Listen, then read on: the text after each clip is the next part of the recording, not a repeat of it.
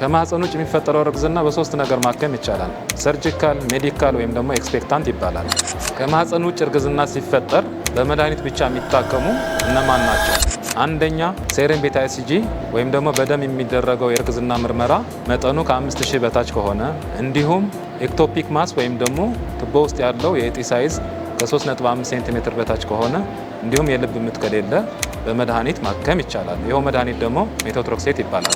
ሰርጀሪ ማድረግ የሚኖርብን ደግሞ መች ነው? የማህፀን ቱቦ ከፈነዳና ከዚህ ጋር ተያይዞ ደግሞ ከፍተኛ የሆነ በሆድ ውስጥ መድማት ካለ፣ ሄሞዳይናሚክ ኢንስታቢሊቲ ወይም ደግሞ ፔሸንቷ ሾክ ውስጥ ከገባች በኦፕራሲዮን ማከም ይኖርብናል። ይኸውም የኦፕራሲዮን አይነት ሳልፊንጀክቶሚ እና ሳልፊንጀስቶሚ ይባላል። ሳልፊንጀክቶሚ ማለት ሙሉ በሙሉ ቱቦው ቆርጦ ማውጣት ሲሆን፣ ሳልፊንጀስቶሚ ማለት ደግሞ በማህፀን ቱቦ ላይ ሊነር ኢንሲዥን በመፍጠር ከማህፀን ውጭ የተፈጠረው እርግዝና ለብቻውን ለይቶ ማውጣት ማለት ነው። ከማህፀን ውጭ የተፈጠረ እርግዝና በሜዲካል የሚታከም ከሆነ ሲሪያል የሆነ ፎሎ አፕ ያስፈልገዋል። ይኸውም በየ48 ሰዓቱ ሴረም ቤታ ኢሲጂ የሚባለው በደም የሚደረገው የእርግዝና ምርመራ በማድረግ በየ48 ሰዓት ማድረግ ይኖርብናል። በኦፕራሲዮን ከተደረገ ደግሞ ምንም አይነት ፎሎ አፕ አያስፈልገን።